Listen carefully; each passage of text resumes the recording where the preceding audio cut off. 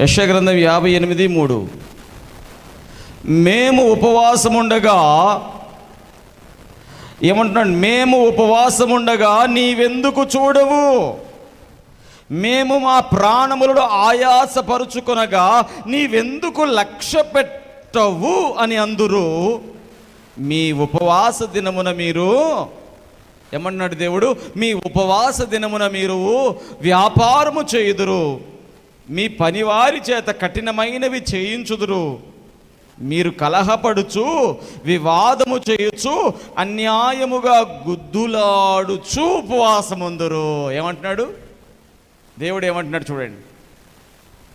ఉపవాసం ఉంటున్నావా? ఉంటున్నానయ్యా. ఉపవాసం అంటే అందరూ ఏమనుకుంటారు?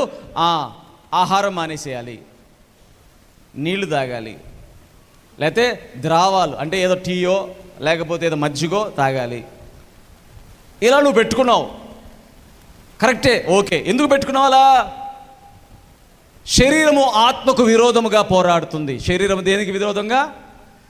శరీరము ఆత్మకు విరోధముగా పోరాడుతుంది.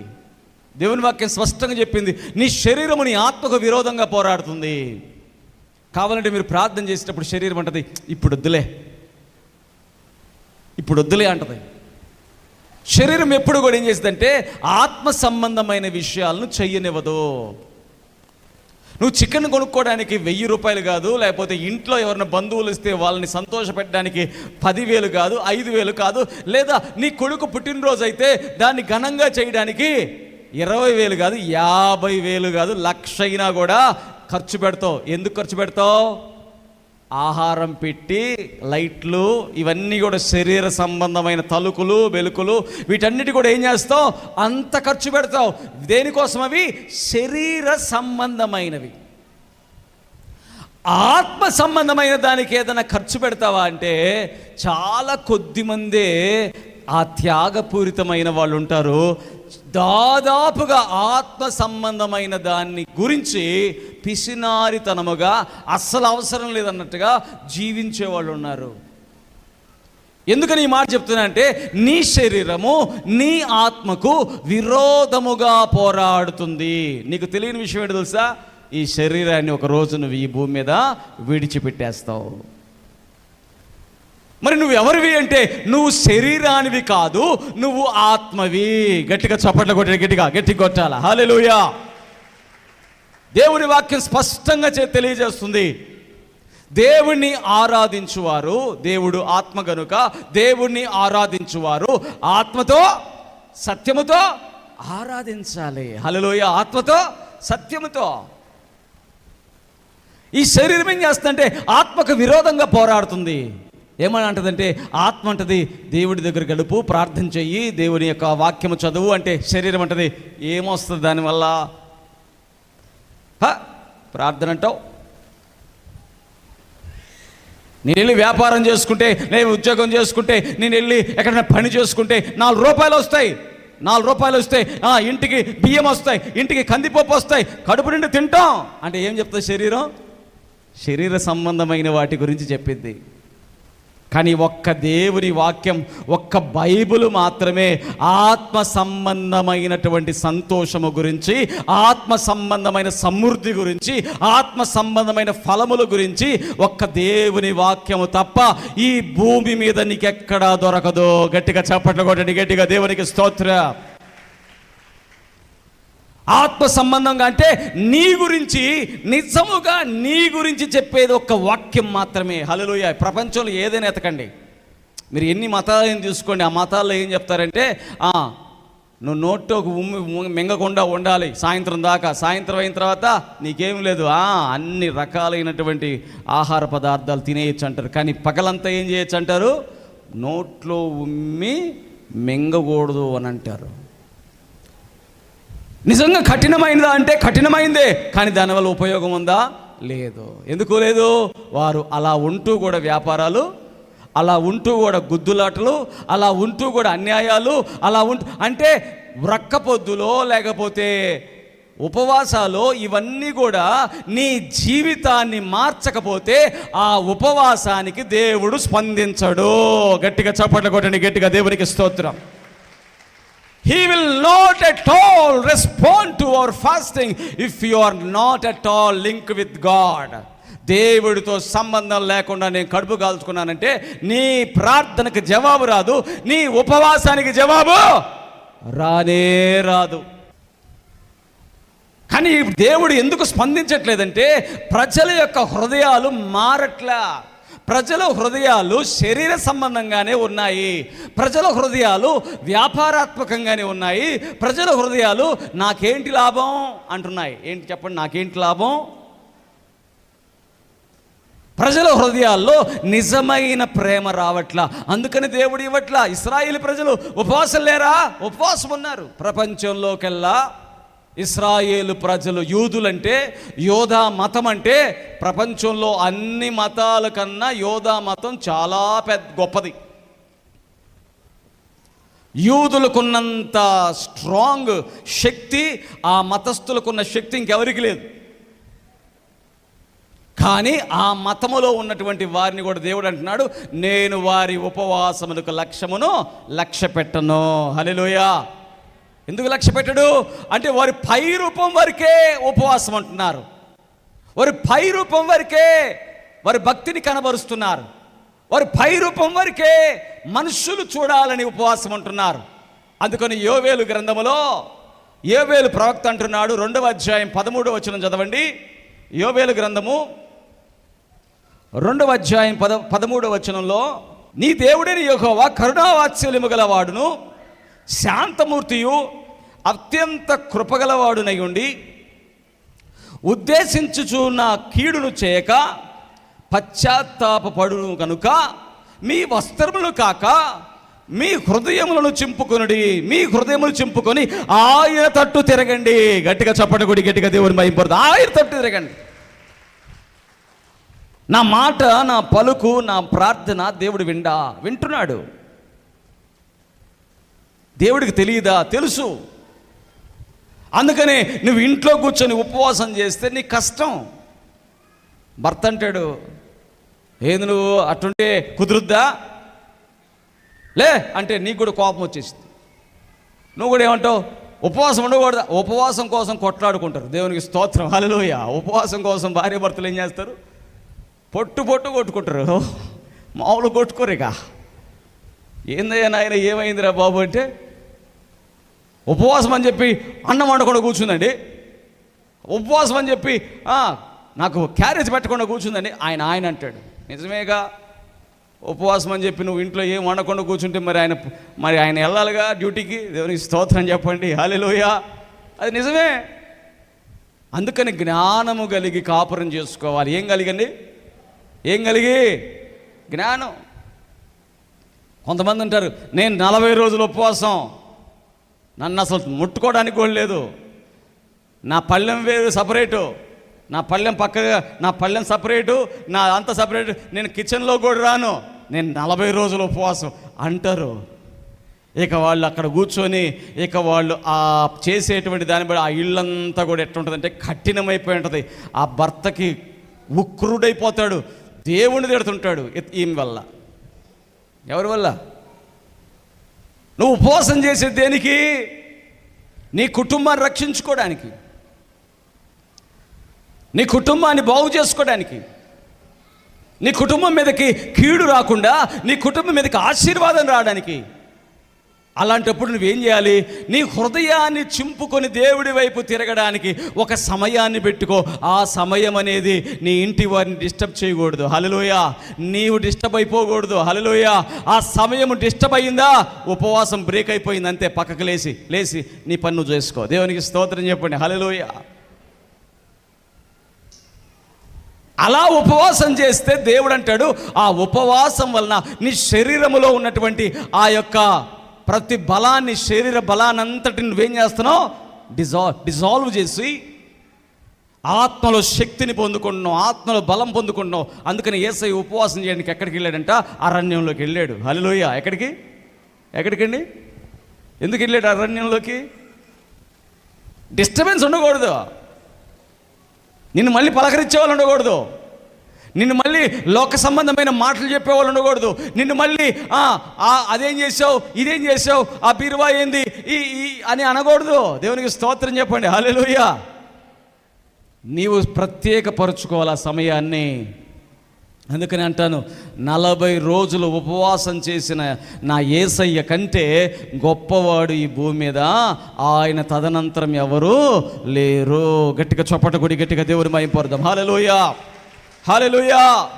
ఎందుకంటే ఇదిగో ఉపవాసము ద్వారా సాతానును జయించాడు నా యేసయ్య, పాపాన్ని పారద్రోలాడు నా యేసయ్య.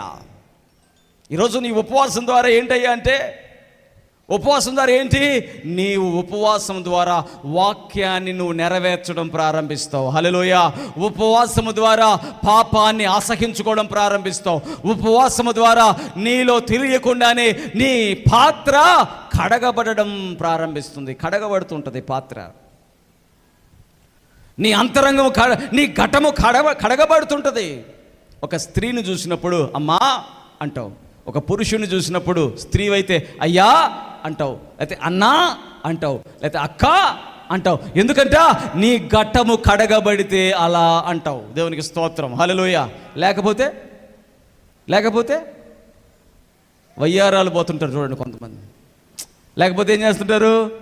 మెలికలు తిరిగిపోతుంటారు గుండ్రంగా. మనుషులతో మాట్లాడాలంటే మెలికలు తిరిగిపోతుంటారు. ఎందుకు? వాళ్ళ ఘట్టము పవిత్రతగా లేదు. వాళ్ళ ఘట్టములో అపవిత్రత ఉంది. వారి ఘట్టములో ఆ పాత్రలో అపవిత్రమైన ఆలోచనలు ఉన్నాయి. ఆ పాత్రలో లోక సంబంధమైన ఆలోచనలు ఉన్నాయి. ఆ పాత్ర పాపానికి దగ్గరగా ఉంది కాబట్టి వారి చూపుల్ని కూడా జయించలేకపోతారు. వారి యొక్క పాత్రలు అపవిత్రంగా ఉన్నాయి కాబట్టి వారు సరైన సంభాషణ చేయలేకపోతారు. స్త్రీని అక్రమ ఆలోచనలతో చూస్తుంటారు, పురుషుణ్ణి అక్రమ ఆలోచనలతో చూస్తుంటారు. కాబట్టి వారు అటువంటి ఉపవాసం నా దేవుడికి ఇష్టమా? ఇష్టము లేదు అంటున్నాడు. గట్టిగా చప్పట కొడి గట్టిగా దేవుడి మహిమపోదు గట్టిగా కొట్టాల. అందుకనే ఈ ఉపవాసం ఏంటంటే నిన్ను శుద్ధి చేసుకోవడానికి. హల్లెలూయా. నీ హృదయం శుద్ధి అవ్వాలి. నీ హృదయం శుద్ధి చేయబడాలి. యేసయ్య ఎందుకు వ్యభిచారం చేత పట్టబడిన స్త్రీని అందరూ రాళ్లతో కొడుతుంటే ఆయన మాత్రమే ఆమె కళ్ళల్లోకి చూసి అమ్మా అని అన్నాడు. హల్లెలూయా. ఎలా అన్నాడు? ఎలా అనగలిగాడు? ఆయన మన పోలికలో మన మన మన స్వరూపంలోనే పుట్టినవాడు కదా. మన పోలికలోనే మనుష్యుని పోలికగానే పుట్టాడు కదా. మనుషుల పోలికగానే పుట్టినటువంటి ఆయన వ్యభిచారం చేత పట్టబడిన స్త్రీని అందరూ రాళ్లతో కొట్టి ఇదిగో ఈమె వ్యభిచారం చేస్తుందని చెప్పి అంటుంటే, నేరాలు మోపుతుంటే, అన్యాయముగా ప్రవర్తిస్తుంటే యేసయ్య మాత్రం ఏమంటున్నాడు? అమ్మా నీ మీద ఎవరూ రాయి వేయలేదా అని ఆమెకు న్యాయము చేశాడు నా యేసయ్య. గట్టిగా చప్పట్లు కొనండి గట్టిగా దేవునికి స్తోత్రం. కాబట్టి ఈరోజు నీ ఉపవాసములో ఏంటంటే నేరము మోపేది కాదు, అన్యాయమును చేసేది కాదు, క్షమించగలిగేది. నీ ఉపవాసం ఏంటంటే యేసయ్య మనస్సును నీలో కలిగి ఉండేది. అందుకనే శిష్యుల దగ్గరికి ఒక అతను దెయ్యము పట్టిన వాడిని తీసుకుని వచ్చాడు. శిష్యులు ఏం చేశారంట? దెయ్యాన్ని వెళ్ళగొట్టలేకపోయారంట. వెళ్ళగొట్టలేకపోతే ఆ శిష్యులు వెళ్ళగొట్టలేకపోయిన దాన్ని బట్టి యేసయ్యను అడుగుతున్నాడు అతను, మీ శిష్యుల దగ్గరికి నేను తీసుకొచ్చాను, వాళ్ళు వెళ్ళగొట్టలేకపోయారు అని అంటే యేసుప్రభు అంటాడు, ఉపవాస ప్రార్థన ద్వారానే ఈ దయ్యములు వెళ్ళిపోతాయి. హల్లెలూయా. ఏమో దేన్ని బట్టి అంట? ఉపవాస ప్రార్థన. ఉపవాస ప్రార్థన నువ్వు ఎప్పుడైతే చేస్తుంటావో నీ హృదయం శుద్ధి అవుతుంటుంది, నీ పాత్ర కడగబడుతుంటుంది. నీలో అంతరంగములో ఉన్నటువంటి ఆ పాత్ర కడగబడినప్పుడు అప్పుడు దాన్ని దేవుడు అభిషేకముతో నింపుతాడు. హల్లెలూయా. అప్పుడు దాన్ని పరిశుద్ధాత్మతో నింపుతాడు. ఎంతగా నింపబడతావో అది నీ ఇష్టం. దేవునికి స్తోత్రం చెప్పండి. హల్లెలూయా. ఒక అతను చెంచా తీసుకెళ్ళాడు. ఏం తీసుకెళ్ళాడండి? ఒక అతను గ్లాసు, ఒకతనే జగ్గు, ఒకతనేమో గంగాళం తీసుకుపోయాడు. ఎక్కడికి? చెరువు దగ్గరికి. ఆ స్పూన్ తీసుకెళ్ళినాడు ఆ చెరువులో ముంచితే ఎన్ని వస్తాయి పాప, ఎన్ని వస్తాయి? చెంచా తీసుకెళ్ళి చెరువు నీళ్ళల్లో ముంచాడు, ఎన్ని వస్తాయి? చెంచా నీళ్ళే వస్తాయి. గ్లాస్తో ముంచిన వాడికి, చెంచాతో ముంచినాడు అంటున్నాడు, దేవుడు ఎంత కఠినుడు, నాకు ఎప్పుడు చెంచా నీళ్ళే ఇస్తున్నాడు. కొంతమంది ఇట్లా మాట్లాడుతుంటారు. నేను ఎన్నిసార్లు వచ్చాను ప్రార్థనకి, అందరికీ స్వస్థపరుస్తున్నాడు, నాకు స్వస్థపరిచాడా? నువ్వు అట్ట అంటున్నావు కాబట్టి నీకు స్వస్థపరచడు. దేవునికి స్తోత్రం, హల్లెలూయా. ఎందుకంటే నీ పాత్ర లోపల కడగబడలా, శుద్ధి లేదు, నీ పాత్రలో నింపుకునే మనసు లేదు, నీ పాత్రలో తగ్గింపు లేదు, నీ పాత్రలో క్షమించే మనసు లేదు, నీ పాత్రలో న్యాయముల గురించి ఆలోచించే మనసు లేదు. నీ పాత్ర అన్యాయంగా మారిపోయింది, పాపంగా మారిపోయింది. ఎప్పుడు నిందించడం నేర్చుకుంది, నీ పాత్ర ఎప్పుడు నేరాలు మోపడం నేర్చుకుంది. కాబట్టి దేవుడి దగ్గర నుంచి నువ్వేది చెప్పట్లేదు, ఏది పొందుకోలేకపోతుంది. నువ్వు ఏ సహాయం చేయలేకపోతున్నావు, నువ్వు ఎవరిని కనికరించలేకపోతున్నావు, నువ్వు ఎవరికి భోజనం పెట్టలేకపోతున్నావు, నువ్వు ఎవరిని కూడా క్షమించలేని ఆ మనసుతో ఆ పాత్ర ఎప్పుడైతే ఉందో, దేవుడి దగ్గర ఏం చేస్తారు వాళ్ళు? నాకేం జరగట్లేదే అంటే, నువ్వు ఏం జరగట్లేదంటే ఎవరిని అడుగుతావు? ఎవరిని అడుగుతారండి? హల్లెలూయా. ఎవరిని అడుగుతారు? దేవుణ్ణి అడగడానికి నీవేం కలిగి ఉండాలి? దేవుణ్ణి అడగడానికి వినయ మనసు ఉండాలి. గట్టిగా చప్పట కొట్టి గట్టిగా దేవుని మేము గట్టి కొట్టాల. దేవుని అడిగేవారు ఆ వినయముతో విధేయతతో, దేవా నాలో నీకు ఆయాసకరమైనది ఏదైనా ఉందా, నన్ను క్షమించు ప్రభు, ఆయాసకరమైనటువంటి ప్రతి పనిని బట్టి తండ్రి నీ సన్నిధిలోనైనా నేను మోకరించి ప్రార్థన చేసి నా పాపములన్నిటిని బట్టి నాయన ఒప్పుకుంటున్నానయ్యా, నన్ను క్షమించయ్యా అని ఫస్ట్ నువ్వు దేవుణ్ణి అడగాలి. అందుకని ఉపవాసం అంటే ఏంటంట, నీ బంధకముల నుంచి విడుదల పొందుకోవటమే ఉపవాసము. గట్టిగా చప్పట్లు కొట్టి గట్టిగా దేవుని మా గట్టి కొట్టాలి. యెషయా గ్రంథం 58వ అధ్యాయం 6వ వచనం చదవండి. యెషయా గ్రంథం 58:6. యెషయా గ్రంథం 58:6. యెషయా గ్రంథము 58:6. దుర్మార్గులు కట్టిన కట్లను విప్పుటయు, కాడి మాను మోకులు తీయుటయు, బాధింపబడిన వారిని విడిపించుటయు, ప్రతి కాడిని విర్రగొట్టుటయు నేను ఏర్పరచుకొనిన ఉపవాసము గదా. గట్టిగా చప్పట కొట్టండి, గట్టిగా గట్టి కొట్టాలా. హల్లెలూయా. నువ్వు ఇంకా భారాలు పెట్టేవాడిగా ఉన్నావా, భారాలు తీసేవాడిగా ఉన్నావా? హల్లెలూయా. మాటలతో గాయపరిచేవారు భారాలు పెట్టేవారా, తీసేవాళ్ళ? కొంతమంది కత్తిపోటు మాటలు అంట. హల్లెలూయా. ఏ మాటలు? ఒక్కోటి వచ్చి భారం పడిపోతుంది మనసులో. దేవుని స్తోత్రం, హల్లెలూయా. అనేవాడికి తెలీదు, అనిపించుకున్న వాళ్ళు తెలిసిద్ది. అది అనేవాళ్ళు టపటపటపడ అనేస్తారు, అనిపించుకున్న వాళ్ళు అన్నీ మోసుకుంటారు. నన్ను అతను ఇట్టు అన్నాడు, ఇతను అట్టున్నాడు. ఒకరోజు అయిపోయింది మోసుకుంటూనే ఉంటారు, రెండో రోజు అయిపోయింది మోసుకుంటూనే ఉంటారు. అది ఎవరు తీయాలి? ఆ లోపల ఉన్న భారాన్ని ఎవరు తీయగలరు? భార్య తీయగలదా? భర్త తీయగలడా? పిల్లలు తీయగలరా? ఎవరు తీయగలేరు. ఎవరు తీయగలరు? ప్రయాసపడి భారము మోయుచున్న సమస్త జనులారా నా యొద్దకు రండి, నేను మీకు విశ్రాంతినిస్తానని చెప్పిన యేసయ్య మాత్రమే తీయగలడు. గట్టిగా చప్పట కొట్టండి, గట్టిగా గట్టి కొట్టాలి. ఆ భారముతో భరిస్తూ, ఆ భారములో చాలామంది ఆత్మహత్యలు కూడా చేసుకున్న వాళ్ళు ఉన్నారు. కుటుంబ ఖర్చుల నిమిత్తమో, లేకపోతే గొప్పగా చేయాలనో, గ్రాండ్గా చేయాలనో లక్షల అప్పులు తీసుకొస్తే ఆ అప్పులు కట్టలేక వడ్డీలైపోయి ఆ అప్పులోడి దగ్గరికి వెళ్తే వాడు అనరాని మాటలని మనిషిని అసలుకి కృంగిది. అసలుకి ఆ మాటలు వింటే చచ్చిపోతే బాగుండు, ఎందుకు ఈ మాటలతో నేను బతకాలా, నా పరువు ఏమైపోయేది, నలుగురిలో నేను ఏ మొహం పెట్టుకొని వెళ్ళాలి అని చెప్పి ఆ భారముతో కొంతమంది ఆత్మహత్యలు చేసుకున్న వాళ్ళు ఉన్నారు. ఆత్మహత్యలు చేసుకోవడానికి ఏ పెద్ద సమస్యలు అవసరం లేదండి. కాని మాట ఒకటి మాట్లాడితే చాలు, చచ్చిపోతారు. కాని మాట ఒకటి మాట్లాడితే చాలు. నువ్వు అది కాదు, నువ్వు అలాంటి వ్యక్తివి కాదు, అలాంటి వ్యక్తివి కాకపోయినా నిన్ను ఆ వ్యక్తివే అన్నట్టుగా మాట్లాడినప్పుడు వాళ్ళు చచ్చిపోతారు. నువ్వు నీతి కలిగిన వ్యక్తివి, నిజాయితీ కలిగిన వ్యక్తివే, కానీ నిన్ను ఒక మాట ఎవరైనా అంటే ఆ మాటను బట్టి చచ్చిపోతారండి. ఆ భారమును బట్టి చచ్చిపోతారండి. వాళ్ళు నిద్రపోతుంటే నిద్రపోరు, వాళ్ళు పడుకుంటారు, కానీ ఆ మాట వాళ్ళని ఏం చేస్తుంటుంది? వెంటాడుతూ ఉంటుంది. ఆ భారములో నుంచి విడుదలని ఇచ్చేదే ఉపవాసము. ఆ భారములను తొలగించేదే ఉపవాసము. ఆ భారములు, ఆ కట్లు, ఆ బంధకములు, ఆ కాడి మోను మాకులు విరగగొట్టేదే ఉపవాసము. గట్టిగా చప్పట్లు కొట్టండి, గట్టిగా హల్లెలూయా. ఒకసారి ఒక అతను అన్నాడంట, అప్పు తీసుకున్న ఆ వ్యక్తిని, రే చేతగానోడా నీకు చేత కాకపోతే నీ భార్య నా దగ్గరికి పంపించరా, రోజుకింత నీ జమ చేస్తాను అన్నాడంట. ఏమన్నాడు? ఇతను ఆశ్చర్యపోయి నీరుగారిపోయినట్టు అయిపోయి శరీరం అంతా చల్లబడిపోయి, ఇప్పుడు అతను ప్రశ్నగా ఆ మాటకి సమాధానం ఏంటో తెలుసా? అతను తీసుకున్న అప్పుకి 100 రూపాయలు ఎక్కువ ఇచ్చి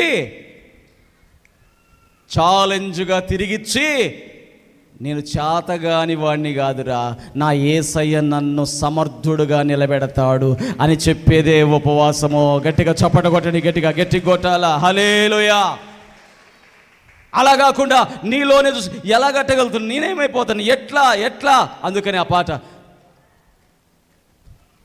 నీ నామములోనే పర్వతములు తొలగును, నీ నామములోనే మెట్టలు తత్తరిల్లును, నీ నామములోనే పర్వతములు తొలగును, నీ నామములోనే మెట్టలు కదలిపోను, నీ నామములోనే, నీ నామమే నా మార్గమునకు వెలుగు, నీ నామమే నా భయమును తొలగించును, నీ నామమే నా మార్గమునకు వెలుగు, నీ నామమే నా భయమును తొలగించును. ఎందుకు అలాగా? అసలు యేసయ్యను ప్రార్థన చేస్తే నా బాధలు తీరిపోతాయా, నా కష్టాలు తీరిపోతాయా, నా మార్గంలో వెలుగొచ్చిద్దా, నాకు అడ్డులన్నీ తొలగిపోతాయా? ఇది నా వల్ల కాదే. కొండలాగా కనబడుతుంది, మంచులాగా, ఆ కొండ మంచులాగా కరిగిపోయిద్ది రేపొద్దున. గట్టిగా చప్పట్లు కొట్టి గట్టిగా దేవుని మహిమపరుద్దాం. నీ భారాన్ని తీసివేస్తాడు నా యేసయ్య. బంధకాలు తెగిపోతాయి, భారాలు తొలగిపోతాయి, కాడి మాను మోకులు విరిగిపోతాయి. యేసయ్య ఏర్పరచుకున్న ఉపవాసం ఏంటంటే ఆయన మాట వింటే చాలు నీ మార్గము తెరవబడుతుంది. ఎలా మారిద్దో తెలుసా నీ మార్గము? యెషయా గ్రంథం 58వ అధ్యాయం 8వ వచనం చూడండి. యెషయా గ్రంథం 58:8 చదమ్మా. అలాగు నీవు 8 అలాగున నీవు చేసిన, రెండవ పార్ట్ నుంచి, అలాగున నీవు చేసినలా నీ వెలుగు వేకువ చుక్కవలే ఉదయించును. ఏమంటున్నాడు? స్వస్థత నీకు, నీ వెలుగు వేకువ చుక్కవలే ఉదయించును. అంటే నువ్వు చీకటిలో ఉన్నట్టుగా, అంటే అంధకారములో ఉన్నట్టుగా, అంటే లేనివాడిగా, అంటే నువ్వు అప్పు తీసుకునేవాడిగా, లేకపోతే నువ్వు కిందవాడిగా కాదు, వెలుగులాగా ఉదయిస్తావు. స్వస్థత నీకు శీఘ్రముగా, వెంటనే స్వస్థత, వెంటనేనండి, వెంటనే స్వస్థత నీ శరీరానికి లభిస్తుంది. గట్టిగా చప్పట్లు కొనండి, గట్టిగా దేవునికి స్తోత్రం. అందుకని ఉపవాస ప్రార్థన అంటే నీ కట్లు తెగిపోతాయి, నీ బంధకాలు తెగిపోతాయి, నిన్ను బాధిస్తున్న ప్రతిదీ కూడా నీ దగ్గర నుంచి వెళ్ళిపోతుంది. కొంతమంది అంటారు, ఏందయ్యా రోగాలు తగ్గించుకోవడానికేనా దేవుడు అంటారు. మీకు విషయం చెప్పమంటారా? ఇక్కడ ఉన్న వాళ్ళు ఎవరైనా కూడా నాకు రోగం వస్తే బాగుంటుంది అనుకునే వాళ్ళు ఎవరైనా ఉన్నారా? ఎందుకుండరు? రోగం అనేది అపవాది. రోగం అనేది ఏంటి? అపవాది. నువ్వు కోరుకోనిది అది. నీవు కోరుకునేది ఏంటంటే ఆరోగ్యం. నువ్వు కోరుకునేది ఏంటంటే నువ్వు బాగుపడ్డావు, నువ్వు హుషారుగా ఉంటావు, నువ్వు మెలకువగా ఉంటావు, అది నువ్వు కోరుకుంటావు. కానీ నీకు రోగం రావాలని దేవుడు కోరుకుంటాడా? సాతాను కోరుకుంటాడా? నీ శరీరము బాగుపడకుండా నువ్వు మంచం మీదే ఉండాలని ఎవరు కోరుకుంటారు? సాతాను కోరుకుంటాడు. సాతాను అపవాది నీ శరీరాన్ని బంధించి నీ శరీరంలో ఒక రోగం పెట్టినప్పుడు, నీ శరీరంలో ఒక రోగానికి ఒక దురాత్మ కారణమైనప్పుడు, ఆ దురాత్మ నీ శరీరంలో నుంచి వదిలిపోవడమే ఉపవాసము. గట్టిగా చప్పట్లు కొట్టండి, గట్టిగా దేవునికి స్తోత్రం, హల్లెలూయా. అందుకనే నీకు స్వస్థత రావాలి, నీ జీవితంలో నీ భారాలు తొలగిపోవాలి, నీ కట్లన్నీ తెగిపోవాలి. ఇవన్నీ జరగాలి అంటే నీ ఉపవాసములో నీ హృదయం శుద్ధి చేయబడాలి, నీ ఉపవాసములో నీ పాత్ర కడగబడాలి, నీ ఉపవాసములో నీ ఘటమును కాపాడుకోవాలి, నీ ఉపవాసములో దేవుడికి దగ్గరగా నువ్వు మార్చబడాలి. అందుకని శిష్యులంట దయ్యమును వెళ్ళగొట్టలేకపోయారు అని అంటే యేసుప్రభు అంటున్నాడు, ఇలాంటి దయ్యాలు ఊరకనే వదిలిపోవు, ఉపవాస ప్రార్థన ద్వారానే ఇలాంటివి వదిలిపోతాయి అన్నాడు. గట్టిగా చప్పట్లు కొట్టండి, గట్టిగా కొట్టాలి. దెయ్యాలు ఉన్నాయా లేవా అండి? ఈ రోజుల్లో దెయ్యాలు ఉండేది ఏందండి? యేసయ్యే నోరు తెరిచి చెప్పాడు. ఏమని? ఇలాంటి దెయ్యాలు వదిలిపోవాలంటే ఏమని చెప్పాడు? ఉపవాస ప్రార్థన. చదువుతారు ఒకసారి మార్కు సువార్త 9వ అధ్యాయం 29వ వచనం చదవండి. మార్కు సువార్త 9:29 ముగించేస్తాను. మార్కు సువార్త 9:29.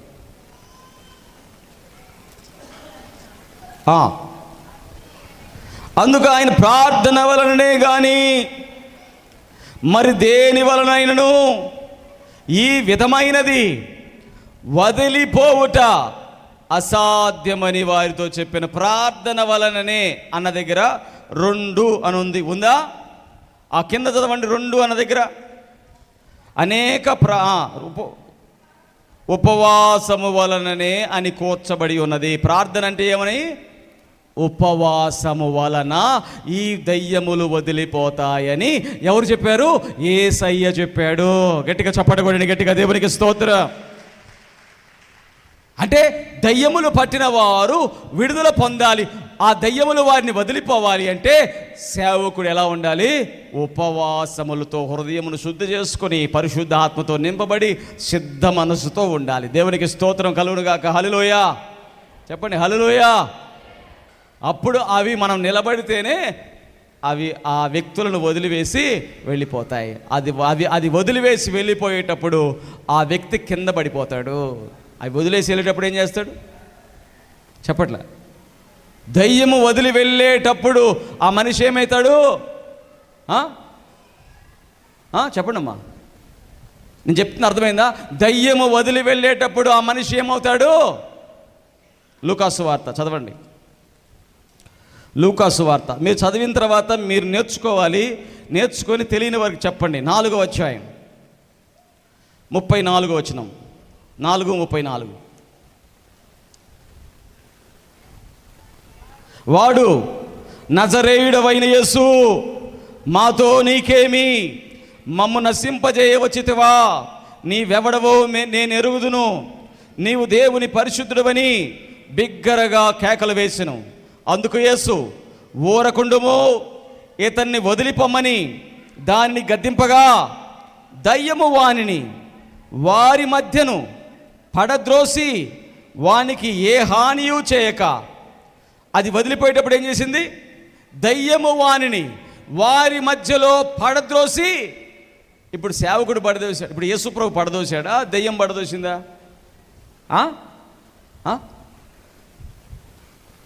ఎవరు పడదోశారు? యేసయ్య పడదోశాడండి, యేసయ్య పడేస్తాడండి. కొంతమంది అంటారు యేసయ్య పడగొట్టువాడు కాదు, నిలబెట్టువాడు. పిచ్చోళ్ళరు, యేసయ్య ఎప్పుడు పడగొట్టాడు రా? యేసయ్య నిలబెట్టేవాడే. దెయ్యం పడగొట్టుద్ది. దేవునికి స్తోత్రం, హల్లెలూయా. దెయ్యము వదిలిపోయేటప్పుడు అది పడద్రోసి వెళ్ళెను. గట్టిగా చప్పట్లు కొట్టి గట్టిగా దేవుని మహింపరు, గట్టిగా కొట్టాలి. నీవు దేవుడి యొక్క అభిషేకముతో ఉంటే, నువ్వు నిలబడి నువ్వు మాట్లాడితే, నువ్వు నిలబడి ప్రార్థన చేస్తుంటే ఖచ్చితంగా ఆ వ్యక్తిలో ఉన్న దయ్యము అది వదిలిపోయేటప్పుడు ఆ వ్యక్తిని క్రింద పడేసి వెళ్ళిపోతుంది. హల్లెలూయా. అది నేను చెప్పే మాట, నేను చెప్తున్నానా? ఎన్ని మాటలు అంటారు తెలుసా సేవకుల్ని? దయ్యములు వెళ్ళగొట్టేటువంటి ఆ అభిషేకము కలిగిన సేవకుల్ని ఎన్ని మాటలు అంటారు తెలుసా? ఈయనేంది దేవుని వాక్యానికి విరుద్ధంగా చేస్తున్నాడు, ఈయన అబద్ధ బోధకుడు, ఈయన అబద్ధ ప్రవక్త, ఈయన క్రీస్తు విరోధి, ఈయన దొంగ, ఈయన దోచుకోవడానికి వచ్చాడు, ఈయన డబ్బుల కోసం వచ్చాడు, ఇది అది ఇది మొత్తం చెత్త అంతా తీసుకొచ్చి మామే చేస్తారు. దేవుని స్తోత్రం, హల్లెలూయా. కొంతమంది ఏం చేస్తారంటే ఆ మాటలు నిజమేనేమో, ఆయనే నిజంగా దొంగేమో, ఆయనే మనల్ని అట్లా చేస్తున్నాడేమో అనుకుని ఆ దెయ్యముల చేత వాళ్ళు అట్లనే ఉండి ఇళ్లలోనే ఉంటున్నారు.